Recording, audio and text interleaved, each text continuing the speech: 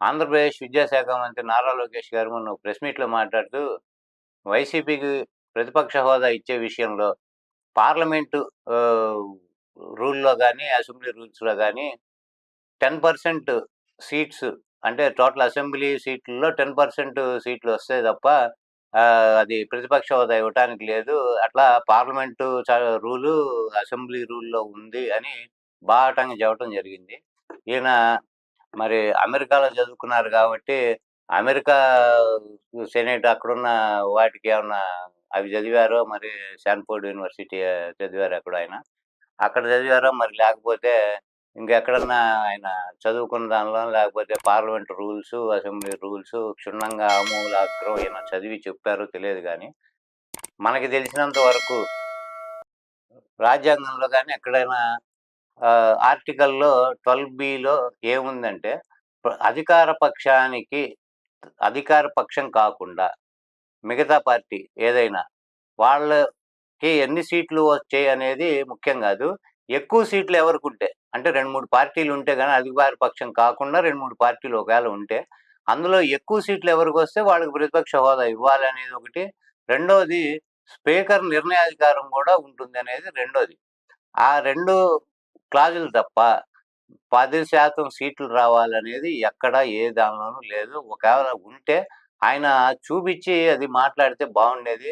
మరి ఆయన ఏ రకంగా ఆయన మాట్లాడారో తెలియదు. ఈ క్లాజులు ఇవి చట్టము ఇవన్నీ మాట్లాడేటప్పుడు ఒకసారి అన్నీ చూసుకొని మనం మాట్లాడుతుంది రేపు ఎవరైనా వింటే తెలిసిన వాళ్ళెవరైనా దాని గురించి ఏమంటారు అనేది ఆలోచనతో మాట్లాడితే బావుంటుంది. ఎందుకంటే ఆయన ఒక విద్యాశాఖ మంత్రిగా ఉన్నారు కాబట్టి, విద్యకి సంబంధించిన శాఖకి ఆయన ఆధిపత్యం వహిస్తున్నారు కాబట్టి, ఈ ఇది ఎక్కడుంది ఏంటనేది కూడా ఈ విషయం మీద చెప్పడం ఒకటి. రెండోది ఇది స్పీకర్ నిర్ణయాధికారం అన్నప్పుడు స్పీకర్ నిర్ణయం తీసుకోవాలి గానీ, ఒక అక్కడున్న మినిస్టరో లేకపోతే అక్కడ ఇప్పుడు ఏపీలో ఉన్న డిప్యూటీ సీఎం మన పవన్ కళ్యాణ్ గారో ఇది జర్మనీలో సాధ్యమవుతుంది. ఇక్కడ కాదన్నారు.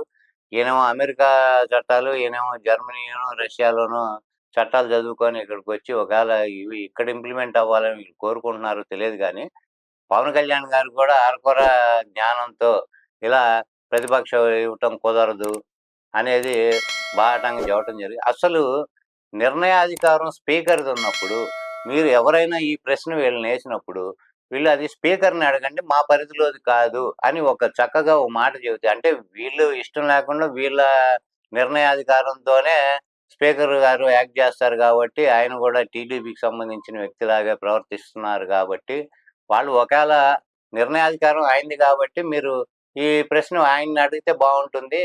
మా పరిధిలోది కాదు కాబట్టి అని ఒక మాట అంటే హుందాగా ఉంటుంది. బావుండేది. కానీ వీళ్ళే అది కుదరదు అని ఒకాయనేమో జర్మనీ అంటాడు. ఇంకో ఆయనేమో 10% సీట్లుండాలి అనేది అంటాడు గానీ, ఈ రెండిటికి అసలు ఎక్కడ పొంతన లేని సమాధానాలను అసలు చట్టంలోనో ఎక్కడ ఆర్టికల్‌లో లేని ఒక రూల్‌ని వీళ్ళు తీసుకొచ్చి చెప్పటము. ఈ ఇట్లా జరుగుతూ ఉండంగా చంద్రబాబు నాయుడు గారు మాత్రం ఏం మాట్లాడకుండా ఇట్లా వీళ్ళతో మాట్లాడిచ్చి, పీలర్లిచ్చి ఆయన దోన ఆయన కామ్‌గుంటారు. స్పీకర్ గారైతే ఈ విషయం మీద అసలేమి మాట్లాడలేదు లేదు. అసలు వీళ్ళు ఒక వైసీపీ లెజిస్లేటివ్ పార్టీకి ఆహ్, ఆ నాయకుడికి ఈయన ఒకటి మౌఖికంగానో లేకపోతే వ్రాతపూర్వకంగానో మీకు మేము ప్రతిపక్షం ఈ ప్రతిపక్ష హోదా ఇచ్చే పరిస్థితి లేదు. మేము ఇవ్వం అని చక్కగా చెప్పేస్తే ఒక సమస్య అనేది ఉండదు. ఇక దీని మీద డిస్కషన్ అనేది కూడా ఉండదు. ఇక లోకేష్ గారి గురించొస్తే ఆహ్, చంద్రబాబు గారు మాట్లాడేది, ఈయన మాట్లాడేది కొంచెం పొంతన లేకుండా ఉంది కొన్ని సందర్భాల్లో. కాబట్టి వీళ్ళు ఇద్దరు ఒకే ఇంట్లో నుంచి వస్తారు కాబట్టి, ఎక్కడ మనం నిన్నడిగితే ఏం చెప్పాలి, నన్నడిగితే ఏం చెప్పాలనేది ఒక మాట అనుకోని బయటకొచ్చి ఇద్దరు ఒకే మాట మీద చెబితే సరిపోతుంది. రెండోది లోకేష్ గారు యువగళం పాదయాత్ర సందర్భంగా పెట్టిన సభల్లో ఒక యువకుడు సార్ మాకు ఆడవాళ్ళకి ఫ్రీ బస్ అన్నారు. అలానే మా విద్యార్థులకి మగవాళ్ళకి గూడా ఫ్రీ బస్ ఇచ్చే ఆలోచన చేస్తే బావుంటుందన్నారు. తర్వాత ఈయన తప్పకుండా మంచి సలహా ఇచ్చావు. మేనిఫెస్టోలో ఇప్పుడే పెట్టిచ్చేస్తాను. ఈ విషయం గూడా మంచి సలహా ఇచ్చావు అని చెప్పటం జరిగింది. ఇక్కడ ఆడోళ్ళకి పాపం దిక్కులేని పరిస్థితి ఉంటే, ఈ ఇంకా యువకులు వీళ్ళు గూడా ఆడవాళ్ళలోనే ఈ వయసు నుంచి ఈ వయసోళ్ళు తప్ప లేకపోతే ఇంకొకటో వీళ్ళు రూల్స్ పెట్టి ఒకవేళ పెడితే అంటే ఇప్పుడు పెట్టే ఉద్దేశం వాళ్ళకైతే కనబడట్లేదు. అది జరిగే పరిస్థితి ఉంది. ఇక రెండోది డీఎస్సీ. ఫస్ట్ సంతకం చంద్రబాబు నాయుడు గారు డీఎస్సీ మీద పెట్టారు. తర్వాత డీఎస్సీ నోటిఫికేషన్ లేదు. ఇంతవరకు అది లేదు. డిసెంబర్‌కి ఇస్తామన్నారు. మళ్ళీ జనవరి అయిపోయింది. మార్చి వచ్చేసింది. ఇంతవరకు దాని గురించి అయిపు గైపు లేదు. ఎవరు మాట్లాడింది కూడా ఆ సందర్భం లేదు. ఇక అత్యాచారాలు, హత్యలు, మానభంగాలు ఇటువంటివి జరుగుతూ ఉంటే ఏది ఒక నిర్దిష్టమైన ఒక ప్రణాళిక హోం మంత్రిత్వ శాఖ నుంచి గానీ, హోమ్ డిపార్ట్‌మెంట్ నుంచి గానీ ఎటువంటి స్పందన సక్రమంగా లేకపోవటము. మొన్న తర్వాత కేసొచ్చి సీబీఐ వాళ్ళు చేతులెత్తేయటం జరిగింది. ఆ విషయం మీద గూడా పవన్ కళ్యాణ్ గారు మాట్లాడకుండా ఆయన దోవన ఆయన ఉండటం ఒకటి. తర్వాత లోకేష్ గారు మీకు జనవరి 1 every year job calendar release చేస్తాం. మాట తప్పం మేము. ఈ మాట రాసుకోండి అని ఈయన గతంలో వీళ్ళ అధికారంలోకి రాకముందు చెప్పటం జరిగింది. ఇప్పటి వరకు జనవరి అయిపోయి మార్చి వచ్చింది. జాబ్ క్యాలెండరు లేదు. ఇంకోటి లేదు. పథకాలు ఏవి అమలు పరిచే పరిస్థితి లేదు. అక్కడ పథకాలకి ఎంతెంత 17,000 కోట్లు చిల్లర మనకి ఆహ్, ఈ అమ్మఒడికి గాని దీనికి కావాలి అంటే 8,000 కోట్లు ఏమో వీళ్ళు బడ్జెట్‌లో కేటాయించటం. అంటే చాలా మందిని ఫిల్టర్ చేసే ఉద్దేశం ఉన్నట్టు, లేదంటే అర్హతలు ఒకటి దానికి అర్హతలు పెట్టేసి చాలా మందిని ఫిల్టర్ చేయటం. అట్లానే ఒక 1,50,000 మందికి దాదాపుగా ఆడవాళ్ళకి గాని ఎవరికైనా ఈ పింఛన్లు కట్ చేయటం జరిగింది. అది గూడా ఇంతవరకు దానికి సరైన సమాధానం లేదు. ఏదైనా ఒక ప్రతిపక్షం అనేది ఉంటే సమాధానం వీళ్ళు చెప్పాలి గాబట్టి, వీళ్ళు తప్పులు అన్నీ ఎత్తి చూపిస్తారు గాబట్టి, వాళ్ళకి ముఖ్యమంత్రికి ఎంత టైం ఇస్తారో ప్రధాన ప్రతిపక్ష నాయకుడికి గూడా అంతే టైము అసెంబ్లీలో కేటాయించాలి కాబట్టి, వాళ్ళకెక్కడ కేటాయిస్తే జగన్మోహన్ రెడ్డి మన మీద విరుచుకుపడతాడు. ఈ లెక్కలన్నీ తీసి మన బొక్కలన్నీ బయట పెడతాడు అనే ఉద్దేశంతో అది ఇవ్వటానికి ఇష్టం లేక, ఆయనతో అసెంబ్లీలో ఆయనతో తిట్టించుకోవడం అంతకన్నా ఇష్టం లేక, వీళ్ళు ఇట్లాంటి వంకలు చెప్పటమును, ప్రతిపక్ష హోదా ఇవ్వకుండా ఉండటము. ఇప్పుడు ప్రతిపక్ష హోదా ఇస్తే దానికి వీళ్ళకి వచ్చిన నష్టం అయితే ఏం లేదు.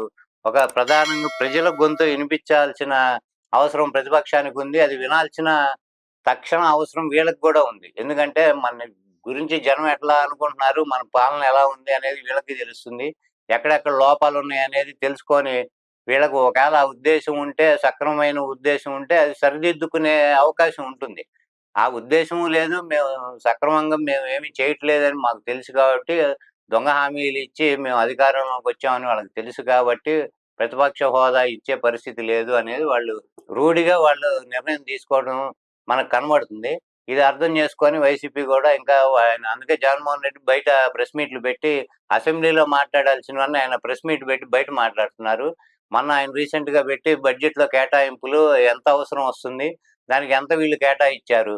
అనేది మొత్తం వాళ్ళు ఆయన లెక్కలతో సహా చెబుతుంటే, ఆ విషయం వదిలేసి, ఒక్కదానికి గూడా సమాధానం చెప్పకుండా, పవన్ కళ్యాణ్‌ని ఆయన ఏదో కార్పొరేటర్‌కి ఎక్కువ, ఎమ్మెల్యేకి తక్కువ అన్నాడు కాబట్టి, ఆ ఒక్కటి పట్టుకొని దాని మీద విమర్శలు చేసుకుంటూ ఉన్నారే తప్ప, ఆయన బడ్జెట్ గురించి కానీ, వీళ్ళకి ఎంత కేటాయిచ్చారు, ఈ జనాన్ని ఎట్లా మోసం చేస్తున్నారనేది ఆయన లెక్కలతో సహా మొత్తం చెప్పినప్పుడు, దాని మీద ఒక్క మంత్రి గాని, ముఖ్యమంత్రి గాని ఎవరు దాని గురించి మాట్లాడిన ఇదే లేదు.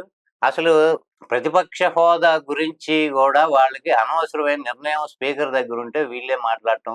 ఇవన్నీ మనం చూస్తుంటే వైసీపీ మీద కక్ష సాధింపు చర్య ఒకటి. వైసీపీకి మైకిస్తే జగన్మోహన్ రెడ్డి ఎక్కడే మన మీద విరుచుకుపడతాడు. ఆయన చేసిన పనులతో సహా మనం ఏమి చేస్తున్నాము? ఆయన ఎంత కేటాయిచ్చాడు? మనం ఎంత కేటాయిస్తున్నాము? మన బడ్జెట్టు చేసి కేటాయింపులెంత? ఆయన ఉన్న టైంలో ఏం చేశాడనేది అయన్నీ ఆయన ఏకరువు పెట్టి వాయిచ్చి వదిలిపెడతాడు కాబట్టి, అది ధైర్యం చాలక అది ఆయన్ని ఫేస్ చేయటం వీళ్ళకి ఒక రకంగా ఆహ్, ధైర్యం లేకే ప్రతిపక్ష హోదా ఇవ్వటం వాళ్ళు ఇష్టపడటం లేదనేది మనకి క్లియర్‌గా అర్థమవుతుంది. ఇక పథకాలు గాని ఇవన్నీ ప్రజలకి అటకెక్కినట్టే అనుకోవాలి మనం. తర్వాత గతంలో మనం చూసుకుంటే చంద్రబాబు నాయుడు గారు ప్లస్ మన టీడీపీ, జనసేన ఈ పార్టీకి సంబంధించిన నాయకులు పవన్ కళ్యాణ్ గారు, లోకేష్ గారు అందరూ జగన్మోహన్ రెడ్డి 14,00,000 కోట్లు అప్పు చేశాడు అని చెప్పి బాహాటంగా అని చెప్పి రాష్ట్రం శ్రీలంక అవుతుంది, ఇంకో దేశం అవుతుంది, సోమాలియా అవుతుంది. ఇటువంటి కబుర్లన్నీ చెప్పారు. తర్వాత దాన్ని 10,00,00,000 కోట్లే అప్పులని చెప్పి దాన్ని కుదిచ్చారు. దాని తర్వాత మళ్ళీ 9, 8 అన్నారు. అసెంబ్లీ సాక్షిగా కూడా చంద్రబాబు నాయుడు గారు 10,00,00,000 కోట్లు అప్పు ఉందని చెప్పి అన్నారు. ఇవన్నీ చూస్తే మొన్న అసెంబ్లీలో ఫైనాన్స్ మినిస్టర్ పయ్యావుల కేశవ్ గారు జగన్మోహన్ రెడ్డి గారు చేసిన అప్పు 3,26,600 కోట్లు అని చెప్పి తేల్చి చెప్పడం జరిగింది. అదే టీడీపీ పార్టీకి చెందిన ఆర్థిక మంత్రి పయ్యావుల కేశవ్ గారు. అంటే గతంలో వీళ్ళు 14,00,000, 10,00,000, 9,00,000 ఇన్ని లక్షల కోట్లు అప్పు చేశాడనేది అసెంబ్లీ సాక్షిగా తేటతెల్లమైంది. వాళ్ళు చెప్పినవన్నీ అబద్ధాలు అని. దాని గురించి ఒక్కళ్ళు కూడా మాట్లాడట్లేదు. అంటే మన గతంలో అట్లా చెప్పి జనాల్ని ఏమార్చుదాం అనుకున్నాము. ఇప్పుడు అసలు నిజం అసెంబ్లీ సాక్షిగా వాళ్ళ పార్టీకి సంబంధించి వాళ్ళ ఫైనాన్స్ మినిస్టర్, ఆర్థిక మంత్రి ఆయన అసెంబ్లీ సాక్షిగా చెప్తే, అసెంబ్లీ సాక్షిగా అబద్ధాలైతే చెప్పరు. బయట మనం హామీలు ఇవ్వటమో, ప్రెస్ వాళ్ళతో మాట్లాడేటప్పుడు గానీ 100 నోటికొచ్చినయి మాట్లాడతాం గానీ, అసెంబ్లీ సాక్షిగా అయితే అబద్ధాలనేవి ఉండవు. ఇక ఆయనే చెప్పాడు 3,26,600 కోట్లు జగన్మోహన్ రెడ్డి చేసిన అప్పు అని. అంటే 2 సంవత్సరాలు కరోనా క్రైసిస్‌లో ఉండి 3 సంవత్సరాలు అంటే ఈ 5 సంవత్సరాలు కరోనా పేషెంట్లకి పూర్తిగా గవర్నమెంటు చికిత్స అందించడం గానీ, వాళ్ళకి హబ్బులు పెట్టి ఎక్కడికక్కడ అన్నీ తీసుకొని ఇన్‌పేషెంట్స్‌ని చేర్చుకోవటము, వాళ్ళకి వైద్య సహాయం చేయటము, తర్వాత వాళ్ళకి ఫుడ్ గానీ, ఇంకోటి గానీ అన్నీ ఏర్పాటు చేసి గూడా తర్వాత 3 సంవత్సరాలు ఇంత క్రైసిస్‌లో గూడా ఫైనాన్స్ సంబంధించి అప్పులు ఓవర్‌గా ఎళ్ళకుండా 3,26,600 అంటే ఇప్పుడు వీళ్ళు వచ్చిన ఈ 10 నెలల కాలంలోనే 1,36,000 కోట్లు అప్పు చేయటం జరిగింది. అంటే వీళ్ళు ఈ లెక్కన 5 సంవత్సరాల్లో కూటమి ప్రభుత్వం ఎంత అప్పులు చేస్తుందనేది మనం ఆలోచించుకుంటే, ఇక కామన్ మ్యాన్‌కి ఈ పథకాలు వీటి గురించి ఆశ అనేది వదిలేసి, ఒక్కొక్కడికి ఎంత భారం పడుతుంది ప్రజల మీద. అంటే తలసరి అప్పు ఎంత ఈళ్ళు చేయబోతున్నారు, 5 సంవత్సరాల తర్వాత ఒక్కొక్కళ్ళ మీద తలసరి అప్పు ఎంత ఉండబోతుంది అనేది తలుచుకుంటే జనంకి భయమేసే పరిస్థితి ఉంది. కాబట్టి ఇప్పుడు అదే ఇన్‌కము తగ్గదు, పెరగదు. ఒకవేళ పెరిగినా పెరుగుతుందేమో గానీ, నెలకో సంవత్సరానికి వచ్చే ఆదాయం పెరుగుతుందేమో గానీ ప్రభుత్వానికి, తగ్గటం అయితే ఇంతకుముందు మీద తగ్గదు. ఇంతకుముందు 5 సంవత్సరాలు ఇన్‌కము ఎంతుందో దానికి 3,26,00,000 అప్పు చేసి 5 సంవత్సరాల్లో ప్రజలకు ఇన్ని రకాల పథకాలు, మన పెన్షన్‌లు గానీ, ఇటువంటివన్నీ ఇన్ని రకాల పథకాలు అమలు చేసినప్పుడు, అదే ఇన్‌కము ఇప్పుడు ప్రభుత్వానికి ఉన్నప్పుడు, వీళ్ళు కనీసం అందులో వీళ్ళిచ్చిన హామీల్లోనే సగం గూడా అమలు చేయలేకపోవటం అంటే, దాదాపు ఈ డబ్బులన్నీ ఎక్కడికెళ్తున్నాయి? ఎవరు దీన్ని ఎంజాయ్ చేస్తున్నారు? ఇవన్నీ గూడా ఫ్యూచర్‌లో ఒక్కొక్కటి తర్వాత బయట పడకుండా మానదు ఎప్పటికైనా. కాబట్టి గతంలో జరిగిన 14, 19లో చేసిన అవకతవకలు వాటి వల్లే బాబు గారు రిమాండ్‌కెళ్ళి రావటం జరిగింది. అటువంటి పరిస్థితులు ఫ్యూచర్‌లో మనం ఫేస్ చేయకూడదు. ప్రజలకి ఏం వాగ్దానాలు చేశామో అది ఖచ్చితంగా వాళ్ళకి చెప్పాలి.